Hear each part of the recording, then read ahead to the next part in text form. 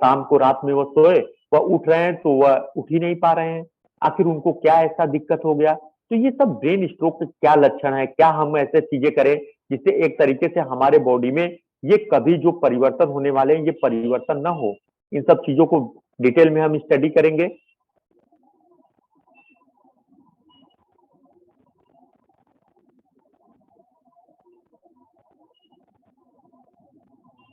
Welcome to the Orions breathing wellness.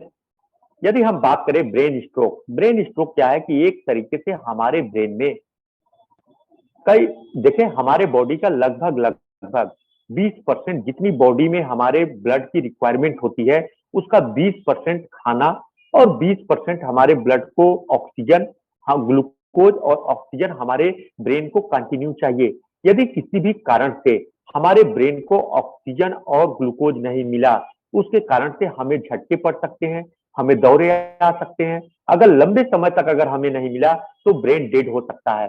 आखिर हम देखें ब्रेन स्ट्रोक का क्या डिफिनेशन है और क्या चीजें हैं। तो हम ब्रेन स्ट्रोक के यदि हम देखें तो हमारा इसका जो एक सिंपल अर्थ होता है वह है अचानक ब्रेन के किसी भी पार्ट में या पूरे ब्रेन में डैमेज हो जाए, ब्रेन का डैमेज हो जाना। अचानक ब्रेन के किसी पार्ट में या संपूर्ण ब्रेन में डैमेज होना ही ब्रेन स्ट्रोक कहलाता है। और इसका मेन कारण क्या है? या तो उसको एक तरीके से आप कह सकते हैं उसको ब्लड की सप्लाई न मिले, जैसे किसी व्यक्ति को अगर आज के समय में आप खाना नहीं देंगे तो वो कमजोर हो जाएगा। उसी प्रकार अगर हमारा ब्लड का फ्लो कम हो जाए ब्रेन में तो वहां पर ब्रेन डैमेज हो जाएगा। उसके दो कारण होते हैं। पहला कारण, या तो आपका ब्लड का क्लॉट बन जाए, ब्लड का क्लॉट माने एक थक्का जम जाए जिससे ब्लड की आगे सप्लाई ना हो पाए। दूसरा कारण है कि हमारा ब्लड वेसल्स, जो ब्लड की सप्लाई करने वाली जो एक तरीके से ब्लड वेसल्स थी वो डैमेज हो जाए। इसको हम दो प्रकार से बांट सकते हैं। अगर हम देखें तो हम उसको डिटेल में करेंगे। एक है हमारा ब्रेन इस्केमिक स्ट्रोक, दूसरा है ब्रेन स्ट्रोक जो है हेमरेजिक। अगर हम क्लॉटिंग की बात करें तो जो हमारे ब्लड में क्लॉट बन जाता है वह आगे ब्लड की सप्लाई नहीं करेगा। जैसे अगर कहीं पर जाम लग जाए एक ट्रैफिक रोड पे तो उसके आगे आप देखेंगे कि कोई, अगर यहाँ पर कोई जाम लग जाए या कहीं पर रेल की, अगर हम देखें ट्रेन के एग्जाम्पल के माध्यम से समझे, अगर कहीं पर ट्रेन की पटरी टूट जाए तो ट्रेन वहां आगे नहीं जा पाएगी। ये मेन कारण है किसी भी कारण से। तो अगर ब्लीडिंग वही है कि अगर जैसे ट्रेन की पटरी टूट जाने से आगे ट्रेन की जो रनिंग है वह नहीं हो पाती है, वही हमारा ब्लीडिंग हेमरेजिक ब्रेन स्ट्रोक है। और ब्लड क्लॉट ये है कि हमारी ट्रेन की पटरी तो नहीं टूटी है लेकिन ट्रेन की पटरी पे या तो कोई ऐसा एक्सीडेंट हो गया, ट्रक आके फंस गया, या वहां पर पेड़ वगैरह फंस गए, या ये हम कह सकते हैं कोई ऐसा और नेचुरल बैरियर आ गया जिसके कारण से आगे की सप्लाई नहीं हो पा रही है। तो जहां पर क्लॉट बन जाता है या रुकावट हो जाता है उसको इस्केमिक कहते हैं। ये मैक्सिमम ब्रेन स्ट्रोक अगर हम देखें तो 87% केस मैक्सिमम ब्रेन जो है वह इस्केमिक नेचर के होते हैं। केवल 13% जो केस होते हैं वह ब्रेन हेमरेजिक होते हैं। आप ये कह सकते हैं कि हमारे ब्रेन में या ब्रेन के किसी पार्ट में ब्लीडिंग हो जाती है। ये बहुत इंपॉर्टेंट है। तो अगर हम देखें ब्रेन स्ट्रोक का एकदम सिंपल अर्थ है कि अचानक हमारे ब्रेन का डैमेज होना। और वह ब्रेन का डैमेज दो प्रकार से होता है, या तो ब्लड का एक तरीके से क्लॉट बन जाए, कहीं पर रुकावट हो जाए, या हमारे शरीर में जो ब्लड, ब्रेन में अगर ब्लड वेसल्स हैं उनसे ब्लड का एक तरीके से ब्लीडिंग होना। ये बहुत इंपॉर्टेंट है। अगर हम देखें कि हमारे ब्रेन को 80% जो स्ट्रोक है उसको हम रोक सकते हैं। ऐसा नहीं है कि हम इसको रोक नहीं सकते। इसको 80% जिन लोगों को ब्रेन स्ट्रोक होता है, यदि हम पहले से अपनी डाइट, अपनी लाइफ स्टाइल और न्यूट्रिशनल सप्लीमेंट प्रोडक्ट को यदि हम ले तो 80% हम एक तरीके से ब्रेन स्ट्रोक को रोक सकते हैं। ये बहुत इंपॉर्टेंट चीजें हैं। तो हम कैसे रोकेंगे इन सबको हम डिटेल में पढ़ेंगे। क्या लक्षण है जिनको हम पहचान जाए, यदि हमारे परिवार में किसी को है तो हम पहले से प्रिकॉशन रखें। ये चीजें बहुत महत्वपूर्ण है। अगर हम देखें तो जो हमारा ब्रेन स्ट्रोक है, इस्केमिक माने होता है कहीं रुकावट है, हेमरेजिक माने होता है कहीं ब्लड का रैप्चर हो जाना ब्लड वेसल्स का। अगला है ट्रांजिएंट इस्केमिक अटैक, माने आपको क्षणिक ब्लड का रुकावट हुआ, किसी के कारण नर्व में कोई सप्लाई ब्लड वेसल्स में दिक्कत हो गई, जिसके कारण से आपको क्षणिक कोई अटैक पड़ा और आप नॉर्मल हो गए। तो ये तीनों प्रकार के ब्रेन के स्ट्रोक हैं जिनका हम डिटेल में स्टडी करेंगे। यदि हम बताएं तो ब्रेन स्ट्रोक यही तीन प्रकार के हैं, इस्केमिक हो गया, हेमरेजिक हो गया और ट्रांजिएंट टाइप का इस्केमिक स्ट्रोक हो गया। अब हम देखते हैं कि आखिर इस्केमिक और हेमरेजिक स्ट्रोक में क्या अंतर है। आप देखिए फिगर फर्स्ट में जो इस्केमिक स्ट्रोक है वहां पर देखिए जो आपको एक एरो के रूप में दिखाया गया है जो ब्लूइश कलर है। अभी आप अंगुली को अगर यहां से आप इसको रस्सी से या किसी धागे से बांध दीजिए तो आप देखेंगे आपकी अंगुली जो है वह ब्लूइश कलर पड़ जाएगी। ब्लूइश कलर ये बताता है कि आपका ब्लड की सप्लाई रुक गई है, आगे नहीं पहुंच पा रही है, कोई ना कोई बैरियर है। तो कई ऐसे व्यक्ति है अगर देखें जिनमें चर्बी की मात्रा ज्यादा है, या हम कह सकते हैं जो एक तरीके से आरामदायक जिंदगी जीते हैं, या जो बहुत ज्यादा एल्कोहल पीते हैं, या जिनकी बीपी बहुत ज्यादा बढ़ी होती है, या जो डायबिटीज के पेशेंट हैं, या बहुत मोटे पेशेंट हैं, उनके में जो ब्लड का जो चर्बी की मात्रा है वह हमारे आके ब्रेन के ब्लड वेसल्स में रुक जाता है। देखिए जहां पर पहले दो शाखाएं हैं वहीं पर थ्रोम्बस लिखा है। थ्रोम्बस माने होता है एक तरीके से एक क्लॉट, जैसे कहीं पर अगर हमारे पानी के सप्लाई में घर में किचन में अगर कोई चीज आके टंकी से अगर फंस जाए तो वहां पर ब्लड की सप्लाई नहीं होगी। ठीक इसी प्रकार जो सप्लाई यहाँ पर रुकती है जिसके कारण ब्लूइश रीजन आपको दिख रहा है, ब्लूइश कलर, वह मेन कारण इस्केमिक के कारण है। दूसरे फिगर में देखिए कि इसका जो रैप्चर हो गया, जो ब्लड वेसल्स है वो रैप्चर हो गया और ब्लड बाहर निकल गया, ये बहुत इंपॉर्टेंट है। तो जो हेमरेजिक है उसके कारण से हमारे जो शरीर का ब्रेन का ब्लड है वो ब्रेन जो हमारे ब्लड वेसल्स का वो बाहर आ गया, और जो ब्लड की सप्लाई नहीं पहुंच पा रही है वो थ्रोम्बस के कारण वह इस्केमिक स्ट्रोक है।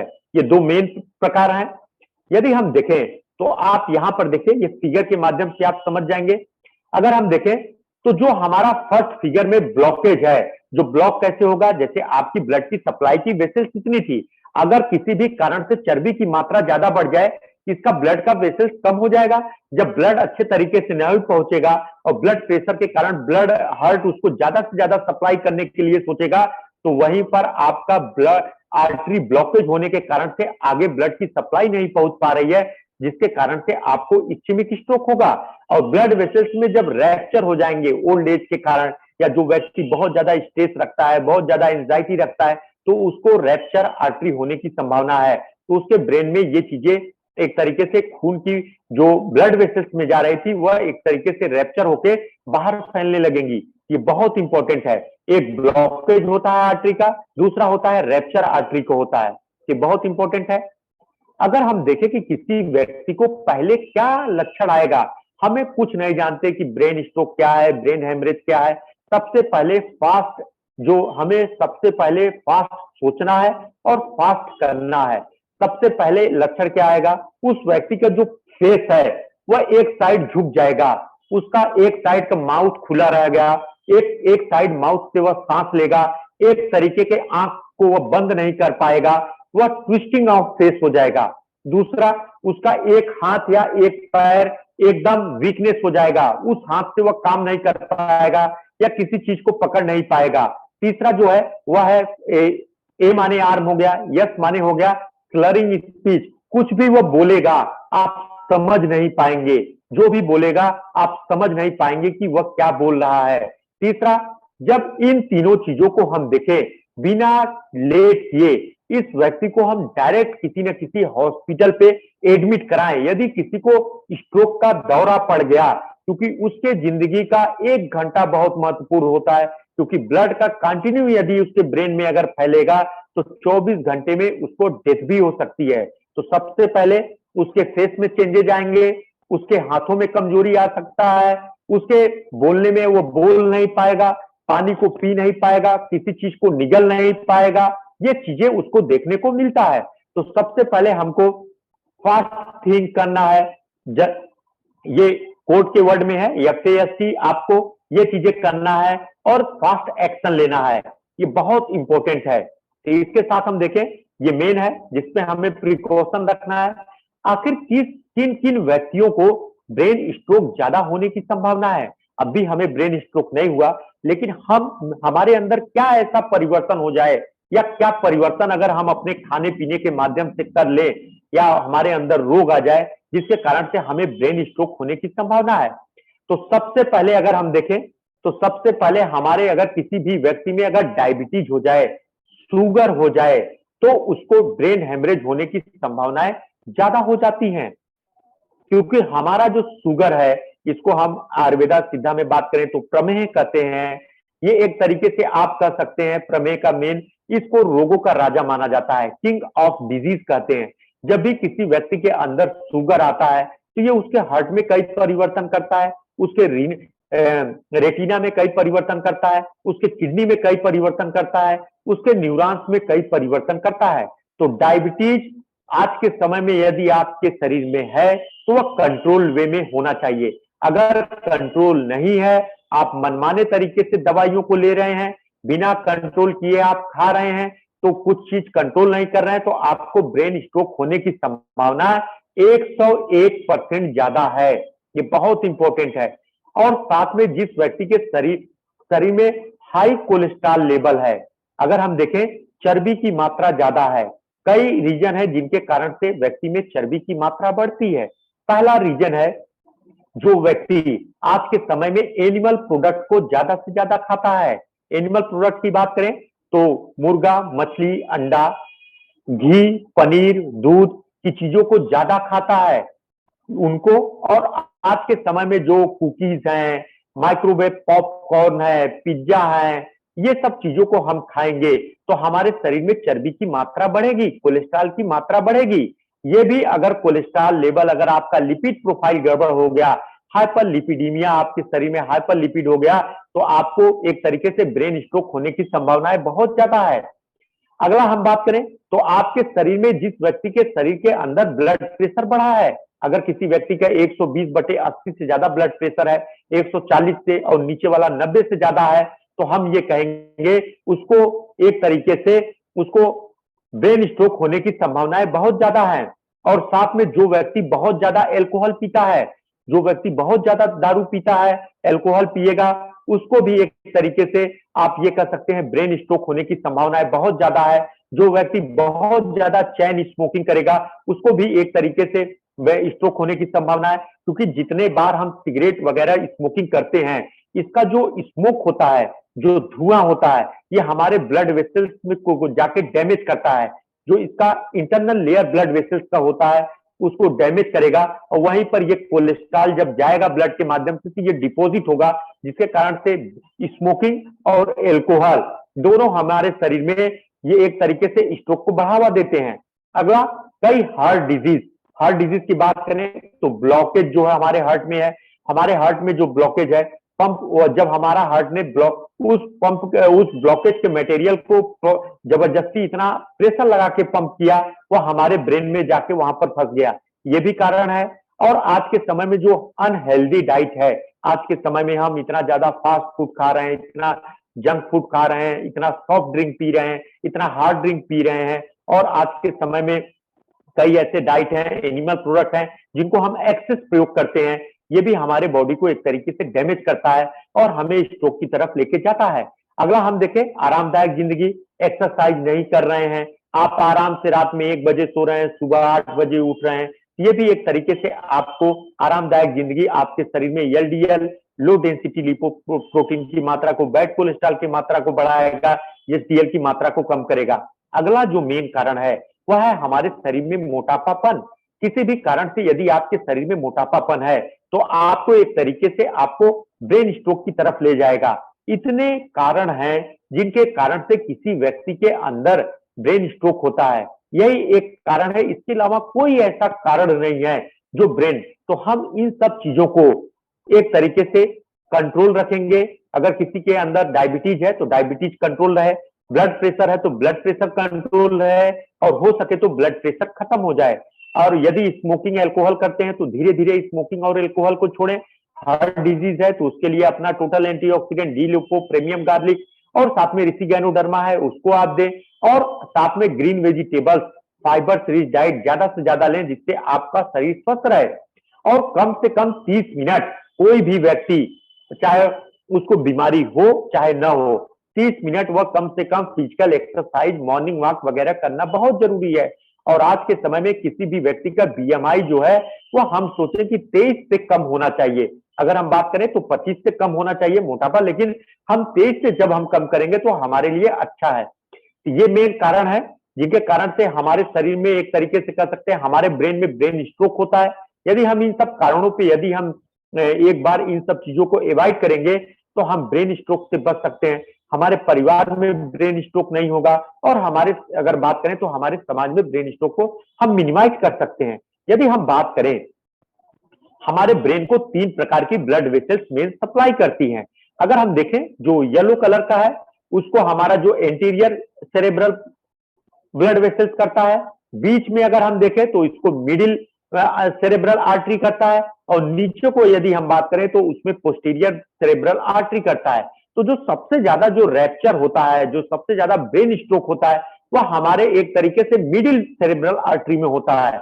जो आपको पीला रंग का है वह एंटीरियर है, जो आपका पिंक कलर का है, अगर रेड कलर का हम बात करें तो हमारा मिड सेरेब्रल आर्टरी का है, और जो ब्लूइश कलर है यदि हम बात करें तो ब्लूइश कलर जो है वह हमारे शरीर में एक तरीके से पोस्टीरियर सेरेब्रल आर्टरी को सप्लाई ब्रेन के पार्ट को करता है। तो इसमें अगर तीनों प्रकार के मैक्सिमम जो ब्रेन हेमरेज होता है वह मिडिल सेरेब्रल आर्टरी में होता है। ये चीजें हैं। हम किन किन माध्यमों से पता करते हैं कि किसी को ब्रेन स्ट्रोक हुआ? इसके लिए हमें सबसे इंपॉर्टेंट अगर हम देखें तो हमारा सीटी है, जिसको हम एक तरीके से कह सकते हैं सीटी स्कैन जब हम कराते हैं, कंप्यूटराइज एक तरीके से कंप्यूटराइज टोमोग्राफी कराते हैं। सीटी का पूरा नाम है कंप्यूटराइज टोमोग्राफी। हम अपने ब्रेन का एक इमेज कराते हैं, सीटी कराते हैं, तब पता चलता है कि हमारे ब्रेन का कौन सा पार्ट डिफेक्टेड हुआ। और ये बहुत ज्यादा इफेक्टिव नहीं है, इससे ज्यादा है जब हम अगर एमआरआई, जिसे हम मैग्नेटिक रिजोनेंस कहते हैं, एमआरआई जब हम कराएंगे, एमआरआई के माध्यम से हमें पता चलता है कि ब्रेन में कहां पर डैमेज हुआ और क्या चीजें हुई। तो एमआरआई हमारा है जिसे हम मैग्नेटिक रिजोनेंस इमेजिंग कहते हैं, एमआरआई। और साथ में सीटी स्कैन के माध्यम से हम अपने ब्रेन की चीजों को, एक्सरे से हमें नहीं पता चलता है, ब्लड के माध्यम से हमें नहीं पता चलता है, हमें पता चलता है केवल सीटी स्कैन से, सीटी स्कैन से, और साथ में एमआरआई जिसका पूरा नाम है मैग्नेटिक रिजोनेंस इमेजिंग। तो ये दोनों के माध्यम से हमें पता चलता है कि हमारे ब्रेन का कौन सा पार्ट या कौन से पार्ट में ब्लड की सप्लाई कम हुई, या कौन सा हमारा ब्लड वेसल्स जो है रैप्चर हुआ, वह मिड ब्रेन में है कि लेटरल ब्रेन में है कि पोस्टीरियर ब्रेन में है। ये बहुत इंपॉर्टेंट है। तो इनके माध्यम से हम जांच करते हैं, ये बहुत इंपॉर्टेंट है। अगर किसी देखे मेन अगर किसी व्यक्ति को अगर देखें तो 2 प्रकार के लक्षण आते हैं जो मेन है। एक होता है हेमीपैरेसिस। अगर हेमीपैरेसिस देखें तो पैरेसिस का मेन होता है हमारे हाथों पैरों में कमजोरी का आना। आप अच्छे तरीके से किसी चीज को पकड़ नहीं सकते, आपका मसल थकावट होगा, आपका यूरिन ऑटोमेटिक छूट जाएगा, आप अच्छे से चल नहीं पाएंगे, और साथ में आप यदि किसी चीज को पकड़ना चाहे तो पकड़ नहीं पाएंगे। आपके जो हाथों पैरों में एक तरीके से कमजोरी आ जाएगा। क्योंकि हेमी माने होता है आधा, हेमी माने हो गया हमारे बॉडी को हम 2 तरीके से डिवाइड कर सकते हैं। हेमी माने हुआ 1 हैंड 1 लेग। तो अगर हमारे राइट साइड और लेफ्ट साइड, जो इसमें फीमेल है उसके हम राइट साइड देखें तो उसके हाथों पैरों में कमजोरी है, वो अपने पैरों को एक तरीके से घिसरा के घसीट के चल रही है और अपने हाथ को वो नहीं फैला पा रही है। तो इसको हम कहते हैं हेमीपैरेसिस, माने वीकनेस है, कमजोरी है, वो अपने हाथों को ऐसे नहीं फैला पा रही है, अपने पैरों को अच्छे तरीके से नहीं कर पा रही है। तो हेमीपैरेसिस के सिम्टम भी आएंगे। और जो है वह साथ में यदि हम बात करें तो हेमीप्लेजिया भी हो जाएगा। देखिए मेन अगर किसी व्यक्ति को मोनोप्लेजिया हुआ तो मोनोप्लेजिया में अगर ब्रेन से, तो उसके एक पैरों में दिक्कत होगा। अगर उसके एक हाथ और एक पैर में हो जाए तो हम उसको हेमीप्लेजिया कहते हैं। यदि उसके दोनों हाथों में हो जाए तो उसे हम डाईप्लेजिया कहते हैं। यदि दोनों पैरों में हो जाए तो उसे हम पैराप्लेजिया कहते हैं।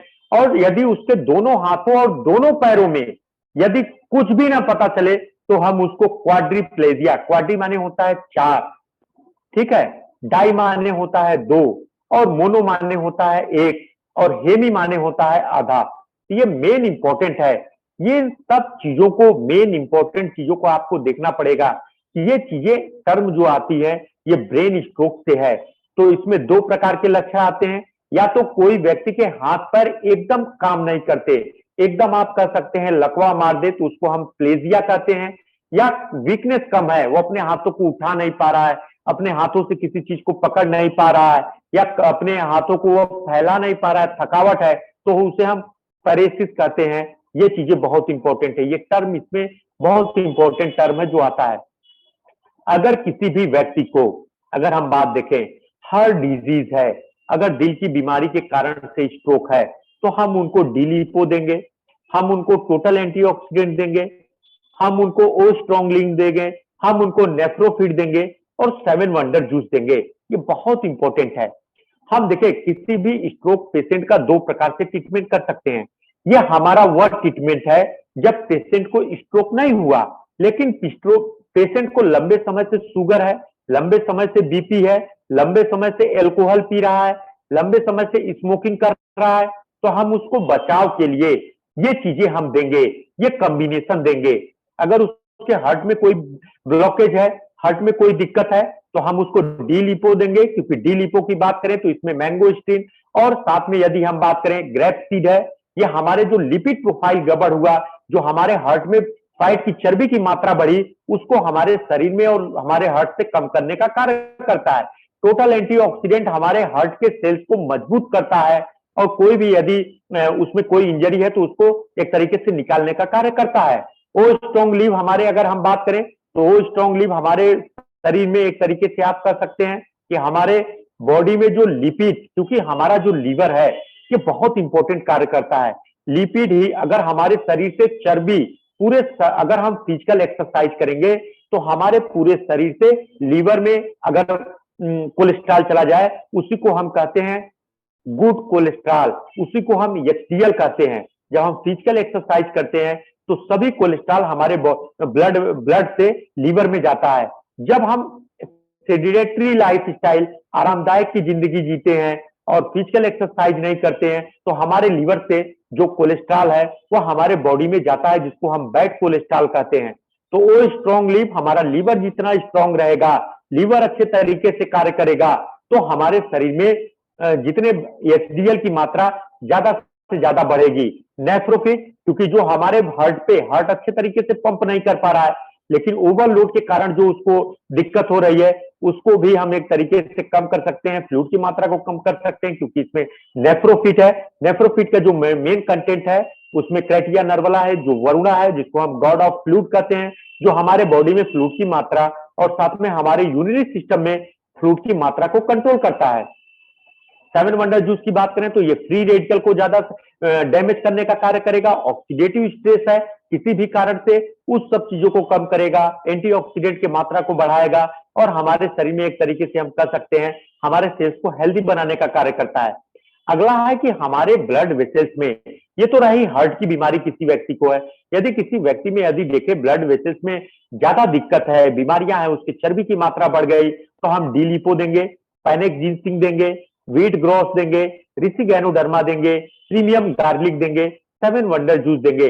अगर किसी व्यक्ति के अंदर, अगर उसको इस्चीमिक है, ब्लड की सप्लाई आगे नहीं पहुंच पा रही है, तो हम reishi ganoderma, premium garlic, 7 wonder juice, wheat growth, panax ginseng और डी लिपो देंगे।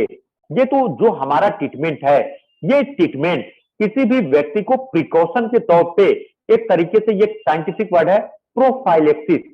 प्रोफाइलेक्सिस माने होता है स्ट्रोक आने से पहले पेशेंट को क्या दें, जिससे उस पेशेंट को, अगर भाई उसके फैमिली में अगर मम्मी को आया, पापा को आया, या हम कह सकते हैं उसके किसी ब्रदर को या सिस्टर को आया, तो उसको ना आए।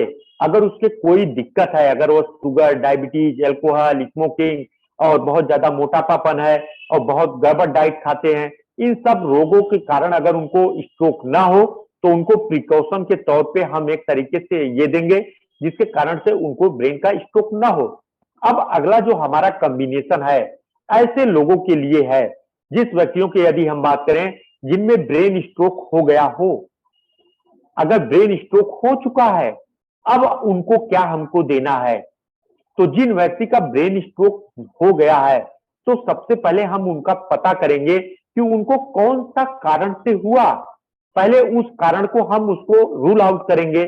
और उसके इसीलिए मैं जब भी किसी का स्ट्रोक का बात होता है तो मैं कहता हूं कि आप रिपोर्ट भेजिए। उनको शुगर अनकंट्रोल था, कि उनका हाइपरटेंशन अनकंट्रोल था, या उनको ओबिसिटी थी, या स्मोकिंग या एल्कोहलिक, वह क्या नेचर क्या ज्यादा करते थे, उसी आधार पे आप प्रोडक्ट दीजिए। अगर उनका बीपी है, अगर उनका ब्लड प्रेशर के कारण से ब्रेन स्ट्रोक हुआ, तो हम सबसे पहले कहेंगे कि आप अपने बीपी को कंट्रोल रखिए। आप जो भी मॉडर्न मेडिसिन दवा खाते हैं, सबसे पहले आप उसको खाइए, जिससे आपका बीपी कम रहे। अगर स्ट्रोक हुआ शुगर के कारण, तो शुगर कंट्रोल करिए। आप जो भी दवा आपको हॉस्पिटल में दिया गया है, आप उसको लीजिए। बाद में आप ओरियंस प्रोडक्ट लीजिए, जिससे आप शुगर की कंट्रोल करिए। इन सब चीजों को जो हम मिनिमाइज कर लेंगे, जो हमारा प्राइमरी कॉज था, उसके बाद जो उनके हाथों में वीकनेस, बोलने में दिक्कत, और हाथ पैरों को वह उठा नहीं पा रहे हैं, चल नहीं पा रहे हैं, उठ नहीं पा रहे हैं, खाना को निगल नहीं पा रहे हैं, या उनका फेस जो है वन साइडेड वीकनेस हो गया, इन सब चीजों को हम जो कम करेंगे, उसके लिए हम पैनिक जिंसिंग देंगे, ओ मोरिंगा देंगे, ब्राह्मी देंगे, कैल्शियम देंगे, व्हीट ग्रॉस देंगे, टोटल एंटीऑक्सीडेंट देंगे, एलोवेरा गोल्ड जूस देंगे, सेवन वंडर जूस देंगे। तो ये बहुत इफेक्टिव कॉम्बिनेशन है। ये हम स्ट्रोक होने के बाद, पेशेंट अभी तक नहीं जान रहा था कि मुझको स्ट्रोक हो गया, वह उसको अचानक स्ट्रोक हुआ, वह मॉडर्न मेडिसिन हॉस्पिटल में गया, इमरजेंसी में एडमिट हुआ, इसके बाद उसका वहां से वह डिस्चार्ज हुआ। फिर उस पेशेंट को हम यह प्रोडक्ट देंगे, पैनिक जिंसिंग देंगे, उसके नर्व को मजबूत करेगा, उसके ब्रेन के ब्लड वेसल्स को मजबूत करेगा, उसको एक तरीके से कह सकते हैं सभी आर्गन को हेल्दी बनाने का कार्य करेगा। और साथ में ओ मोरिंगा की बात करें तो मल्टी विटामिन है, एक तरीके से उसको एक तरीके से रिकवरी, फास्ट रिकवरी का काम करेगा। ब्राह्मी की बात करें तो ये जो हमारा हाथों पैरों में कमजोरियां हैं, जो नर्व में वीकनेस है, उनको मजबूती करने का कार्य करेगा। और साथ में कैल्शियम जो है, उस मसल्स में जो हमारे कमजोरी है, हम हाथ पैरों को नहीं उठा पा रहे हैं, निकल नहीं पा रहे हैं, उसमें भी एक तरीके से उससे एक्टिविटी को बढ़ाने का कार्य करेगा। और साथ में कैल्शियम हमारे जो बीपी, हार्ट रेट है, उस हार्ट रेट को कम करने का कार्य करता है। व्हीट ग्रोथ की बात करें तो आप में जो ब्लड का जो मेन हीमोग्लोबिन का अमाउंट है, उन सबके अमाउंट को बढ़ाएगा। अन्य साथ ही हमारे शरीर में एक तरीके से ये कह सकते हैं कि एंटीऑक्सीडेंट के जो एंजाइम है, पिगमेंट है, उनके अमाउंट को बढ़ाता है। और साथ में सेवन वंडर जूस है, और या एलोवेरा गोल्ड जूस, दोनों में से हम दोनों दे सकते हैं। एलोवेरा गोल्ड जूस में ब्राह्मी भी है, अश्वगंधा भी है, लीची भी है, और साथ में ग्रीन ग्रीन टी भी है, और साथ में हमारा एलोवेरा है। ये एक तरीके से हमारे ब्रेन में मेमोरी, कंसंट्रेशन, लर्निंग, और साथ में इंटरनल एनर्जी प्रोवाइड करने के लिए बेस्ट कॉम्बिनेशन है। और या हम उनको सेवन वंडर जूस देंगे। तो जो ब्रेन स्ट्रोक हो जाए, उसके बाद हमें ये प्रोडक्ट देना है। और ब्रेन स्ट्रोक के पहले हम कैसे बचाव कर सकते हैं, अगर उनको हार्ट में कोई दिक्कत है तो ये हम देंगे, ब्लड वेसल्स में दिक्कत है तो हम ये देंगे, अगर उनको शुगर है तो हम total antioxidant, dia care, dia juice, मेसा श्रृंगी 4 कॉम्बिनेशन देंगे। उनके ब्लड ग्लूकोज के हिसाब से, कैसा उनका ब्लड ग्लूकोज लेवल है, उस हिसाब से हम उनको देंगे। ये बहुत इफेक्टिव है। आज के समय में यदि हम देखें तो हर परिवार में, हर समाज में अचानक हमें पता चलता है कि उनको ब्रेन स्ट्रोक हो गया। और आज के समय में 2-3, एक तो स्मोकिंग है, एल्कोहलिक है, जो व्यक्ति बहुत ज्यादा पान खाते हैं, बहुत ज्यादा तांबुल खाते हैं, बहुत ज्यादा सुरती, एक तरीके से गुटखा, सुपारी वगैरह खाते हैं, उनको भी ब्रेन स्ट्रोक होने की संभावनाएं बहुत ज्यादा है। क्योंकि हम जो गुटखा और सुपारी वगैरह और साथ में खैनी वगैरह, सुरती वगैरह खाते हैं, ये हमारे ब्रेन को स्टिमुलेट करने का कार्य करता है। तो कई प्रकार के एक तरीके से हमारे ब्रेन को में एक तरीके से स्ट्रोक को बढ़ावा देने का कार्य करता है। तो हम कहेंगे इन सब चीजों को अवॉइड करिए और आप सावधानी रखिए। ब्रेन स्ट्रोक से हमें डरना नहीं है। हम ब्रेन स्ट्रोक के बारे में जितनी जानकारी जानेंगे, उतना हमारे लिए अच्छा है। और हम इन सब चीजों से एक